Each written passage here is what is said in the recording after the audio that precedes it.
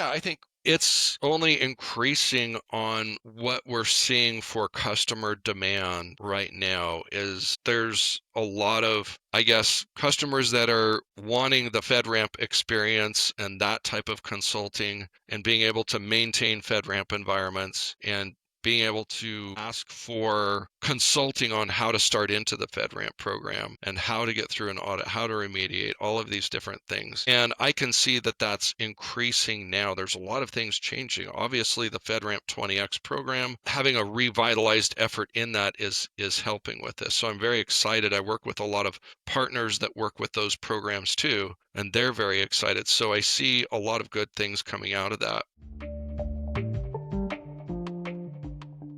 Welcome to Ansible Edge, the podcast highlighting visionary leaders driving small tech-focused businesses. We showcase agile innovators converting bold ideas into sustainable growth and operational excellence. Each episode offers actionable insights, inspiring stories, and practical guidance. Join us in exploring the future, learning from successes and challenges, and understanding technology's transformative potential with empathy and curiosity.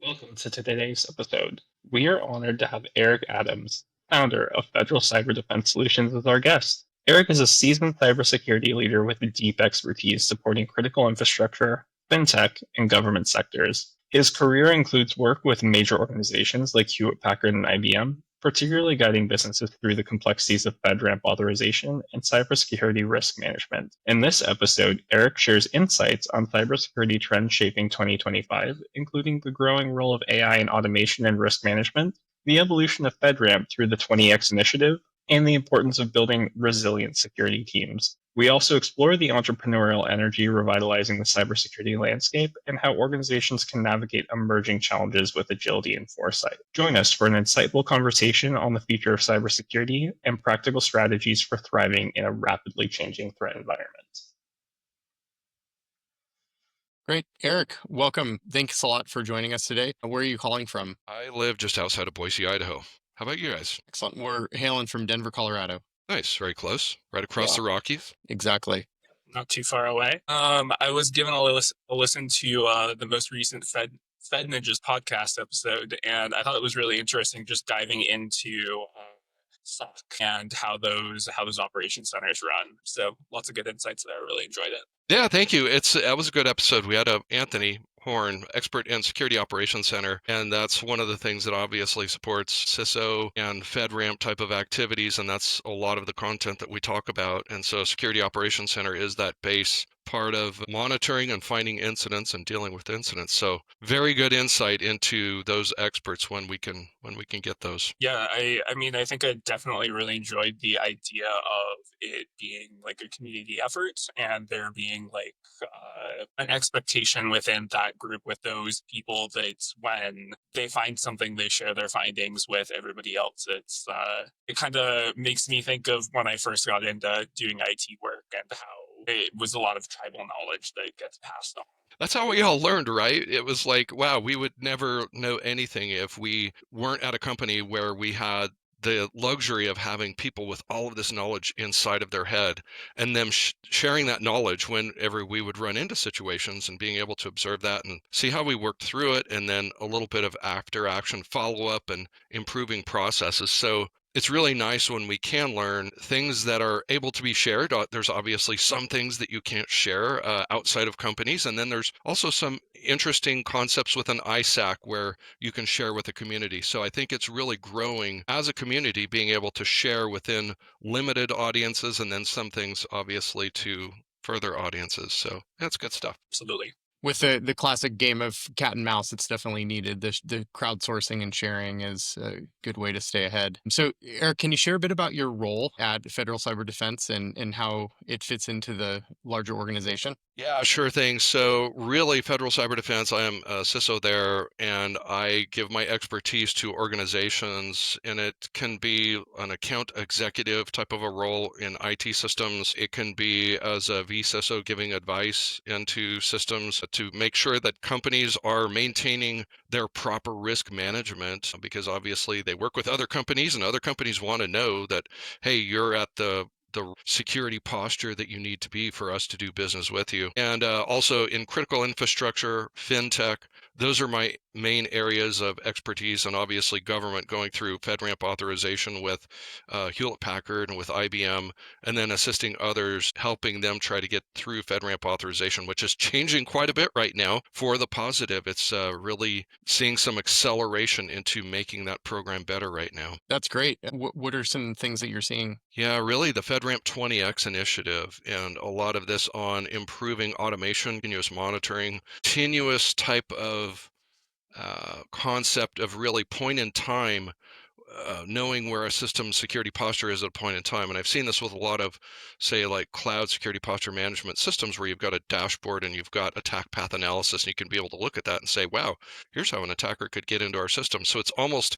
like that same insight that FedRAMP at some point is going to be able to have that expertise and be able to say, okay, these systems are always at a threshold where they have reduced risk to the right amount. Obviously, we know there's going to be things like patching that's going to have to occur, and there's different vulnerabilities that happen. So managing those on a timely basis will be interesting. But I think this program, they've just completed having some of these knowledge sessions and briefings, and it's really a community effort now, where it's increasing the amount of participants in the community to be able to give their experience to be able to help the program not only grow faster, but grow properly and maturely to having the right security expertise into the program. Nice. That's reassuring with such a growing like threat environment. What are the factors that have led to the improvements that you're seeing today? Yeah, wow, the factors, well, the factors were, I mean, really kind of a logjam of when we're talking about FedRAMP, where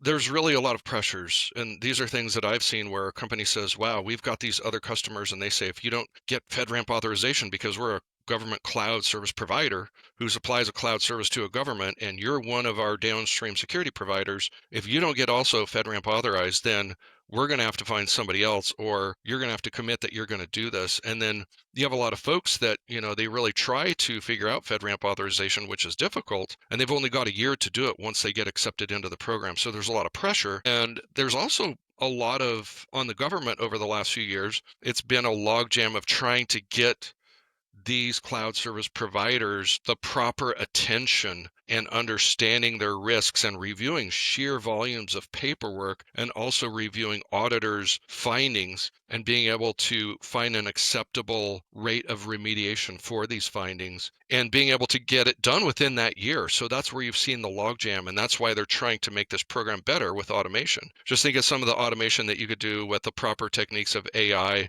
and other systems now that are GRC platforms that are helping lead this charge. That takes a lot of that time that is wasted out of properly solution architecting systems and having designs and remediating quicker, that you can have that analyzed both on reporting what you're doing and also gathering that evidence that what is being done is correct. So I see a lot of really good things coming out of the new FedRAMP 20X program. Absolutely. FedRAMP, is it expensive for companies to implement? I mean, I'm sure it depends on the amount of remediations that are required for them, but is it an expensive program for them to implement and like work their way into? That depends. It depends. It's kind of, there's a lot of chicken and egg scenarios with FedRAMP. When I first was involved with FedRAMP program, I was already using NIST 853 with the Medicare CMS.gov type of contract before FedRAMP existed. And so I was very familiar with system security plans at that time, NIST Rev 853 Rev 3, and then being able to actually take things off the shelf when I was at Hewlett Packard to say, okay, well, we need monitoring. We have acquired ArcSight. We can pull that team in. We can arrange all of these things to be able to remediate everything that we need to do. So there, it was more resource time and availability, where if you're a small cloud service provider and you've got to be able to go through a FedRAMP authorization, not only do you have to hire an auditor, which that is pretty expensive, but then also a consultant to be able to help you get through the program, who's gone through it, to be able to make sure you're not going down a dead end path, but then also all of the capabilities and the personnel with the skill to run the capabilities to make sure that you can meet the continuous monitoring requirements, initial audit, of course, but then continuous monitoring requirements of FedRAMP. And so it's a lot. It really is a lot. However, government really, if you think about it, it's more expensive for government to maintain very expensive on-premise data centers and with all the personnel that it requires to take care of those, rather than to procure cloud services and just ensure that it goes through this process. So really, government is seeing it as a huge cost savings, and they're willing to pay more for the assurance to make sure it's done right. So, you might have extra support packages or extra plans or extra training or whatever it needs to be able to make sure that your government customer is comfortable with your system. And then that way you can obviously make the revenue that it takes to pay for all of those costs. Yeah, absolutely. I get what you mean by being sort of a chicken and egg because you're essentially having to implement all these changes, all these things before you potentially see any of that revenue. But it's really about looking at those long-term gains and really understanding what you can get out of it, right? Yeah, and it's really about the capability because obviously the government is interested in your capability or they wouldn't be meeting with you. And so there's got to be a way to understand what does this look like? Like, is there a proof of concept that you can do with non-production data or something like that? Or be able to understand if they want to write a contract and say, once you get your authorization, we're going to spend X amount because that's what we're projecting. And so that contract then gives the investment amount for the company to be able to build this system and be able to get it ready for government. And then obviously, rather if it's, let's say it's a multi-tenant SaaS, which most of them are, then you get your initial agency in there. They are your authorizing official. They make sure everything is going, that you're doing your deliverables, like sending in your plan of action milestones, your monthly vulnerability reports. You're doing all that, so they manage that. But then you also want to sell to other government agencies, and that's how you're able to scale the platform, and that's how you're able to build more revenue, which then you can build more capabilities back into your system. And also customer requests, the government agencies might need a few more things, so you're able to build those back into your platform. That totally makes sense. So, zooming out a little bit, it seems like you sit in a press space that is monitoring a lot of trends. So, what are the big trends that you're seeing in cybersecurity right now? Yeah, we've talked a lot about these, especially with AI and automation, which is great. AI ops, being able to handle ticketing systems and being able to find things. And we've seen this for quite some time with machine learning and then a little bit of artificial intelligence in it. And so we've seen this since like about 2017, where systems that I've used within our security operations center, they're able to comb through vast amounts of logs better than a security analyst, a human would, just looking at a dashboard. And they're able to, with better high fidelity alerts, they're able to escalate these events to a human. And so a lot of machine learning understands normal traffic behavior and then can find other traffic behavior that could be similar to an attacker. And so those systems have been around a while, but now you're getting more of an end-to-end on where it's really it's giving the human kind of following the playbook of how you would handle an incident within IT ops. And it's saying, okay, here's something we found. Here's a proposed ticket. Here's what it would look like. Here's the writing of it. Here's the analysis. Here's what you usually have done to triage it. Here's where you would escalate and let people know. And you can do this among different levels. And so it could be something very critical. It could be something very low. And based on that, you can have these different playbooks and different train of thoughts that the AI is going to take you down to be able to handle the incident. And so those are things that really save humans time, because then they can take their human brain analysis and they can look at what the suggestions are, and they can make sure that they're using the right, they're having the right response for what they're seeing. And so I can see that this is one of the big trends, is being able to use AI effectively in managing systems, and also especially very large systems where there's just so much data, so many sheer volumes of data, that it's really hard for even a team of humans to be able to see all of this traffic at once, that it's really getting it to the visibility of a decision maker who can make the right decision. Yeah, absolutely. I assume that like applying AI to I mean, AI and large data sets, they were obviously made for each other. And the company that I work for currently, we're looking at introducing a theme to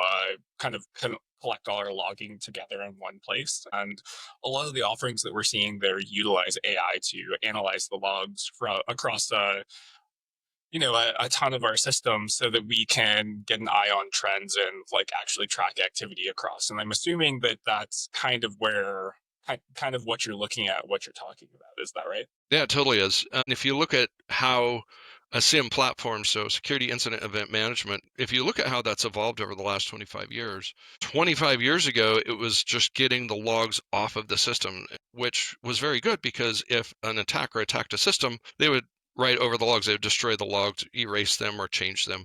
And so you didn't have integrity with the logs, or they might just be gone. And so getting the logs off of the system was onto a log server was big. And then the smart people figured out how to put smart brains into it and correlate things, of course, with timestamps of all of these other pieces of data that would come in from networking gear, from other things to be able to trace where an attacker might be on a system. And so really a SIM platform has what I call those smart brains to be able to tell you, okay, here's what is programmed into our system. In this type of system, we feel that this is an event that you should take a look at. And so it's going to show that to an analyst. But then you also get other pieces of telemetry and some threat hunting software and other feeds in there. And you get things that search the dark web for certain things, like you might have credentials out there from your company domain. Maybe it's with even a contractor or a partner or something like that. And it's like, wow, you've got credentials out there. So it alerts. And so then it can timestamp when somebody's logged in. And so you get all of these things that really,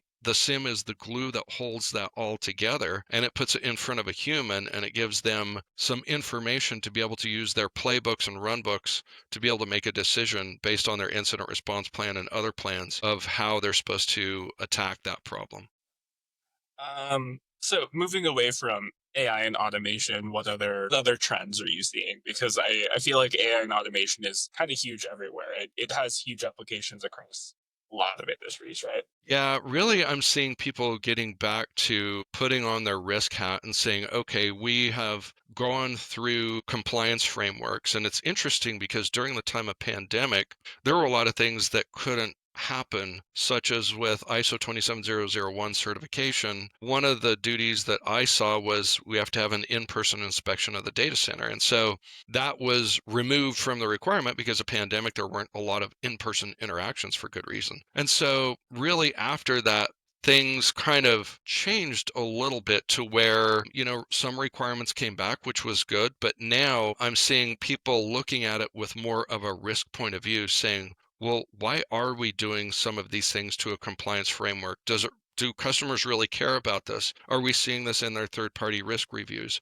And so what I'm seeing as a trend is a lot of these GRC platforms, which governance, risk, and compliance, that they're really understanding this, and they have the ability to not only crosswalk between other platforms like ISO or SOC 1, SOC 2, PCI, and others, but they're also able to take those bits of information and put them into other documentation that you have. And so that it's very consistent throughout the story that you're telling an auditor or a customer prospect, saying we are reducing risk because of these things. And I think what that does too is if you look at the concept of a risk committee in the ISMS information system management system of ISO 27001, you're able to tell that story to other business leaders to where security is not just a thing, a checkbox that you have to do. It's really reducing risk in your organization. And that's the whole reason a security department should exist. Having a security leader is to be able to support the business objectives and reduce the risk of your IT systems that you could have a problem with. Yeah, my current company is working through preparing for our second SOC 2 audit, which the window of time for the previous one was only about 6 months, and this new one is going to be like a year-long window.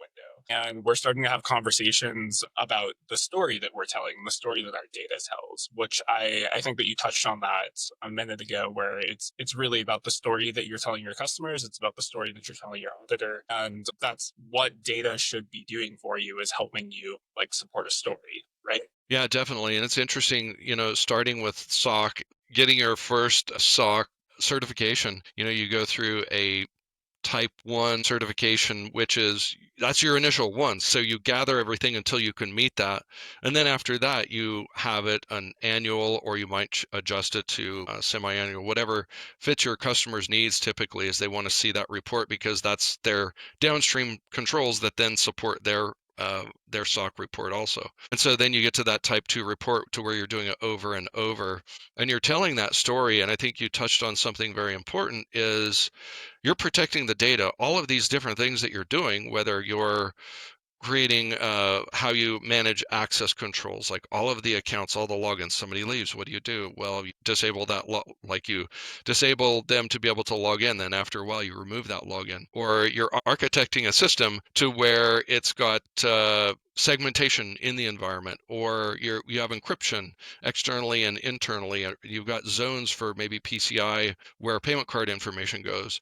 And so you're doing all these things because of data, and you're telling that story. You're saying, here's why these controls exist. And you can show a data flow diagram and say, this is why we have scrutiny over all of these controls and we test them. We have evidence to them, is because we're following this data through the system and we're protecting that data wherever it goes into, and whether it propagates to somewhere else, how long does it live? Do we have links that are there forever for people to access data, or do we expire them? So it's just about telling that story.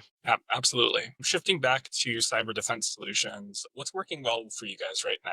And what do you find really frustrating? There's always frustrating things, but I mean, with experience, you understand other people's frustrations. And a lot of times it's just not everybody's on the same page of seeing experiences, and the experiences are different too. You might see something and you're like, okay, I know what that is, and that's a little bit different. And so I think what's really interesting about it is being able to help people and really listening and understanding what are their objectives and what do they want to do? What have they tried before? Maybe it didn't work. And how do you help them? And when you can help somebody, that makes you feel good. It makes them happy, and you hear it from them. And a lot of times you think, well, I didn't even do anything that big, but it helped you a lot. So that's great. And there are frustrations. I have frustrations just seeing my customers' frustrations because they haven't seen where they get over that hump and where they get to the prosperity that they want with their cybersecurity program. So that's where you show a roadmap of how you get there. There's things you can do in parallel. There's quick wins. There's low-hanging fruit. But really, it's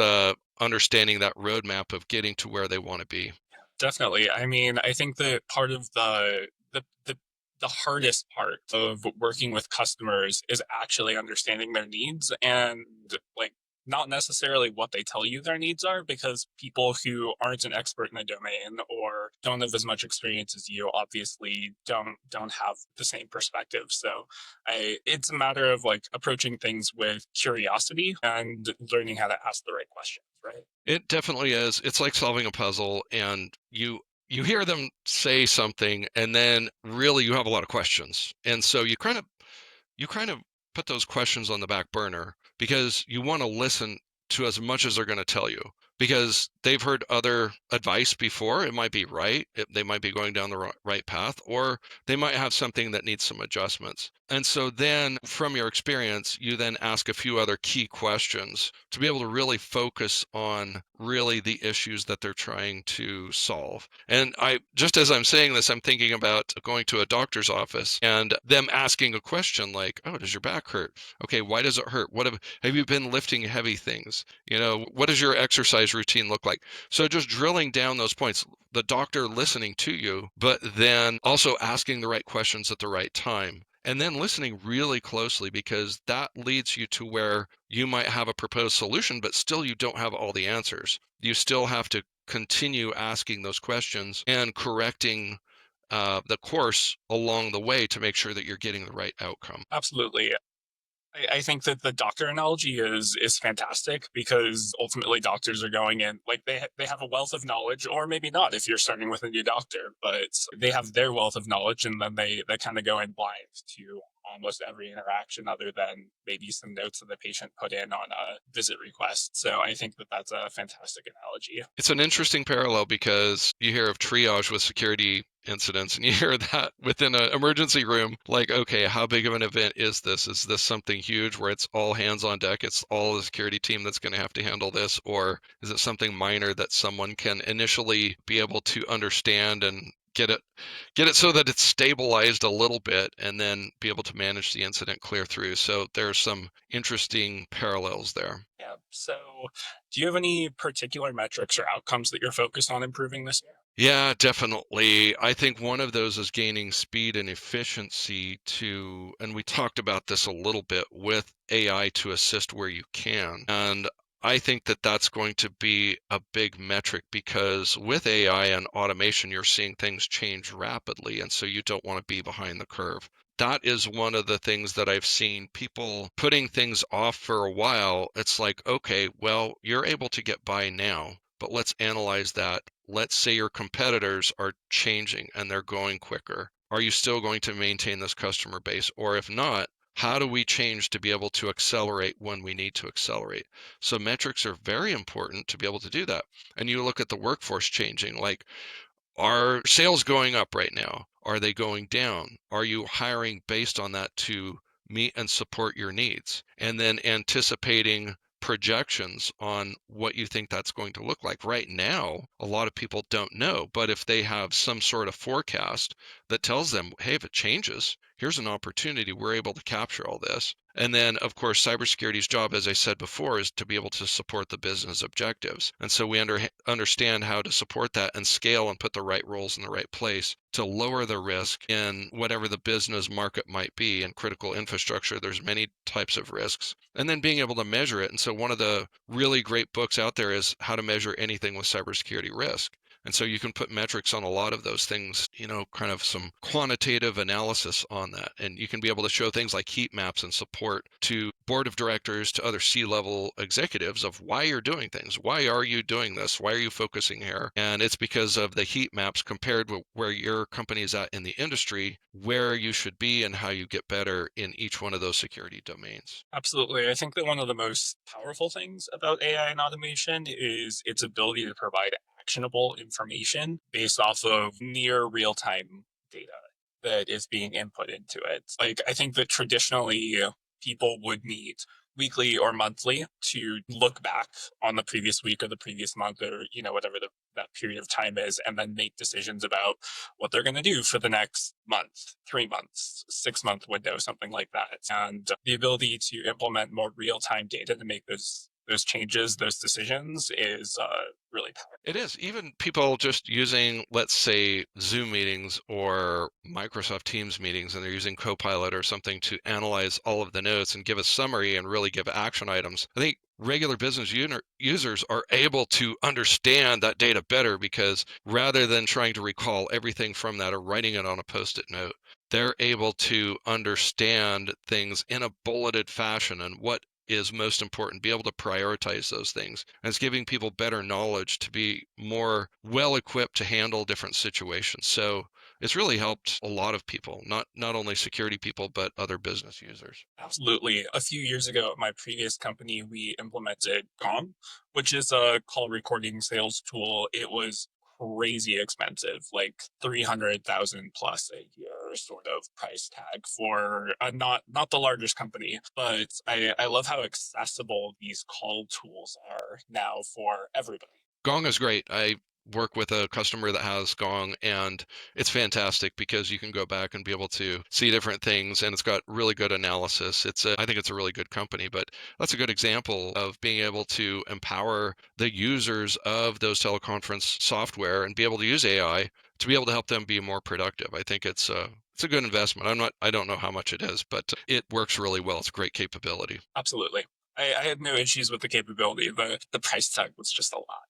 Yeah, it's hard. Well, and that's one of the things in the CISO position too, is when you have a budget and it's like, which one of these things which are really nice to have and which things do I need and which things are kind of falling off the map and which things can I see projected that we're going to need, being able to test those. Whenever you're purchasing capabilities, you really want to make sure you're getting the most out of it. Absolutely. Focusing a bit on the future, Eric, where would you like to see federal cyber defense solutions 6 to 12 months from now? Yeah, I think it's only increasing on what we're seeing for customer demand right now. Is there's a lot of, I guess, customers that are wanting the FedRAMP experience and that type of consulting and being able to maintain FedRAMP environments and being able to ask for consulting on how to start into the FedRAMP program and how to get through an audit, how to remediate, all of these different things. And I can see that that's increasing now. There's a lot of things changing. Obviously, the FedRAMP 20X program, having a revitalized effort in that is helping with this. So I'm very excited. I work with a lot of partners that work with those programs too. and they're very excited. So I see a lot of good things coming out of that. And also, again, with the kind of the CISO consulting in critical infrastructure, banking systems, finance systems, fintech, a lot of government systems, and a lot of these intertwine too. It's amazing how banking and government have a lot of intertwining connections, how all of the back-end infrastructure works. So I'm really excited to be able to help customers from my experience be able to get through a lot of these things with either compliance or best practices, how to operate in those environments. And I can see that this is really increasing for federal cyber defense solutions. Interesting. So do you anticipate an increased demand for these services in the next 6 months to a year? We're already seeing it. And so we're working with a lot of capability providers, partners. We have a lot of partners that work along with us. And so we're really seeing a huge increase right now. And also we're seeing a lot of entrepreneurs. And this is very exciting because you see people with this experience in the industry and they have great experience operating some of the largest infrastructure environments that have a lot of risk associated with them, but also a lot of capabilities that they're providing with sheer numbers of transactions that are going on that are in very high critical security environments. And so these people are the best of the best, and a lot of them are becoming entrepreneurs, which is very exciting because they take that experience and they have a lot of these ideas that they want to bring into market that maybe they weren't able to do at their previous business, wasn't interested in it, or it just wasn't feasible. And so that's what I'm seeing right now. And I think we're going to see a lot of acceleration from that. Interesting. With the entrepreneurial trend, is it a lot of people starting service-oriented businesses, or are there a lot of like software solutions that are also popping up? Both. People with a software background are really building a lot of these platforms we talked about earlier with AI capabilities, which are super exciting for automation. But also, other people are sheerly using those platforms and they're bringing their expertise and advice to the table. And also, they have other things that they can offer that's a little bit different than where they have worked at, because the places they've worked, if it's a large company, it says, hey, you do this job and this is what we want you to do. And so maybe they've suggested like, hey, we could do these other things, but it's just not going to fit there. And so they're not interested. And that's where they really bring that expertise to say, wow, there were some of these really big things we could have done in this other company. They weren't interested in doing it, but I know others in the market are interested in doing it. And so that's some of the exciting things that I can see that entrepreneurs are doing. That is exciting in terms of like international security and the nation state security issues that are like have been and increasingly are a threat. It gives me hope because I feel like with the U.S., that's an edge that we tend to have is our entrepreneurial spirit. So the fact that you're seeing that as a trend in cybersecurity is reassuring from my end. So Definitely. if you could wave a magic wand and solve a cybersecurity challenge, especially involving AI or automation today, what would that be? I would say have AI give you the correct answers, but that's never going to happen. No, you always get, that's why I like to say that AI is an assistant. I use that A rather than artificial intelligence as almost an assistant because you have your own expertise and knowledge. And before AI came around, I was using a narrator, a simple narrator from either Google Docs or Microsoft Word or whatever. And I would just speak into it paragraphs of things that I wanted to either talk about or that I thought were important. And then I would run it through like a grammar checker. And it was, it wasn't that great because it was just me talking. And so I have my own ideas in my own head after things that I've observed, and I've been able to work with systems, and maybe sometimes the thing didn't work out right, or maybe it did. Maybe I was on the right path and happened to get it right, and things that I've learned. And so whenever I feed a prompt, and sometimes I'll work on prompts for quite a long time, and I'll get something back and I'll think, I know from my own observation and experience, this isn't quite right. It's giving me more ideas, which helps. And that's the part I like, is because it's like, oh, I didn't think about that. So now I'm going to kind of incorporate those things that I narrated onto paper. And so I'll do that with prompts too. I'll narrate a great big long thing and then I'll text edit it and I'll throw it into a prompt. But that's how I see it, as an assistant. And so you do see a lot of like really blatant weird errors with AI too, and you're thinking, where in the world did it get this thing? Like, from all the volumes of things that this has read, what is happening? And then you almost have to like reboot, like clear the canvas, let's start over. And so I would say one magic wand for cybersecurity that never exists. The one thing I would like to see, though, is really getting back to getting the right people in the right roles. And this has to do with business organization. And this is something that I'm working on with other personnel just as a side project, I guess, is really telling everyone from what I've learned, especially going through FedRAMP, getting that through an authorization and then building security teams, is that's where you get the power, is getting the right people in the right roles and the roles they want to do, getting them the training that they really are proficient at what they're doing, and making sure that everybody knows exactly what they're doing. Because I feel right now when you're dealing with suppliers and partners and third parties, you're reliant on how good their security is. And security is people, processes, and technology.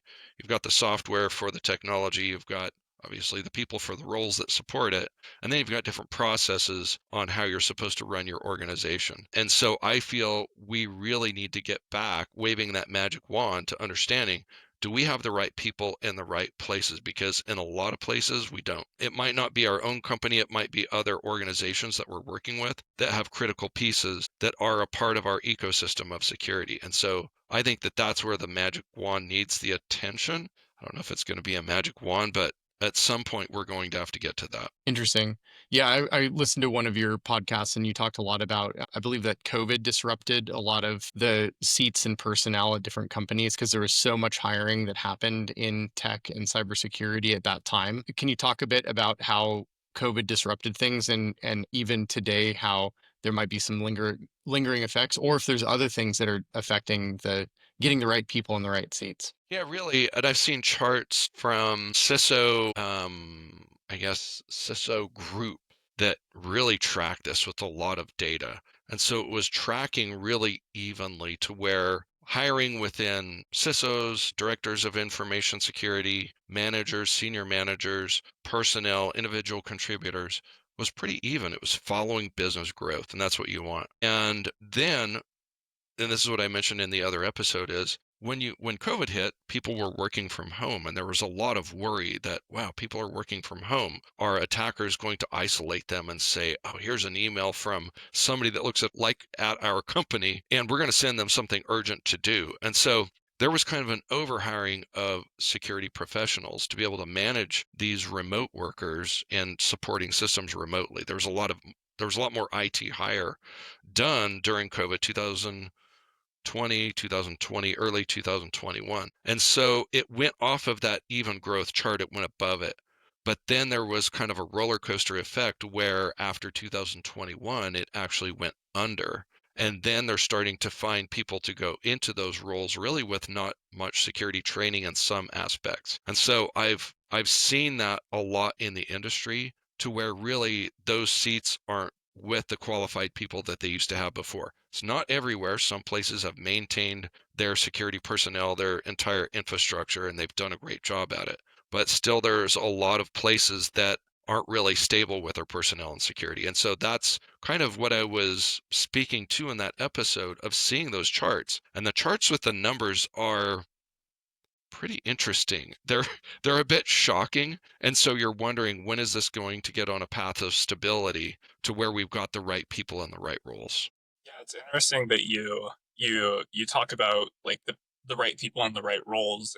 In my time last 15 years being in IT and working adjacent to a lot of security professionals, I've always felt like the best security professionals that I worked with were people who came from an IT background, whereas the ones that were hardest to work with were people who came specifically from like they were new out of school, they were just following frameworks, like they didn't have the experience to actually have conversations about like why we should or shouldn't meet like a specific criteria, or why an exception for something should be approved because the actual like while the framework says the risk is high, like within a specific environment the risk is actually not that high because of any number of reasons, right? It's great to have, if you have the luxury of having that IT background, it's great. And I did. So then you can understand, like if you're going to a DevOps group and saying, all right, well, when you're doing this, here's the law, you have to do that. And there are compensating controls. There's operationally required things that you have to run at a certain configuration. And so you put those compensating controls in.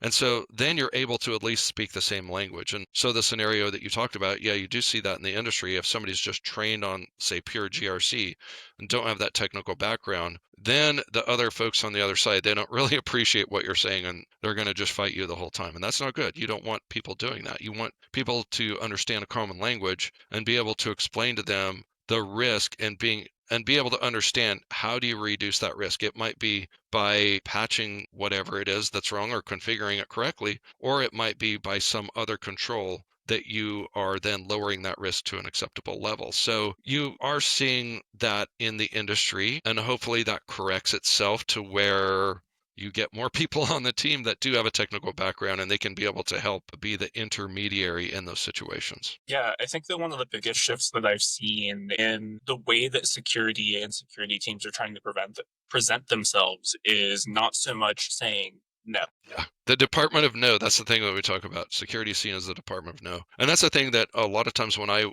have gone into organizations, that was their previous experience, was the Department of No. And my experience, or the way that I go about it, is a lot different. A lot different. It's like how. It's the Department of How. How do we make you go faster as a company? But let's do it safely. And this is another analogy similar to the patient analogy. Is the patient sick, or how do we get the patient healthy? But it's to a race car. How do we make this race car like a Formula One car?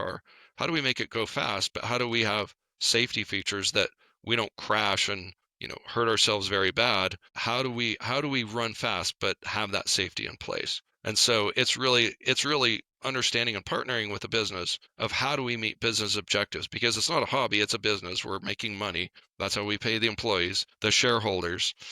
Customers repeat buy our products, and that's what we want. We want to increase our market growth. But how do we do that and reduce the risk? And so I think that's really the way to say, look, the Department of No is gone. Now it's the Department of How. Yeah, absolutely. Well, Eric, we really appreciate your time and expertise on this like pretty wide ranging conversation around FedRAMP and cybersecurity. Ending on a personal note, I like to ask about what inspires you. So, is there a book or podcast or person that has inspired you lately? It changes all the time. I always find really inspiring stories all the time. I can't think of one off the top of my head, but it's just interesting to find people, and you see these a lot of times, that sometimes they're like the underdog and everything is against them. And those are the type of stories that I like. And then they're able to grind it out if there's something that they believe in and that they're good at, and they increase that skill level. And I see those all the time. And that's what, when I'm looking at stories on the web about security or IT or technology, those are the stories that really get me. It might be on LinkedIn, it might be on some podcast, it might be on a blog. Those are the ones that I really like, because I like to see those people succeed and also bring value to whatever it is that they're doing for customers or companies. I can't think of one right now, but that's what I like to follow. Nice. Yeah.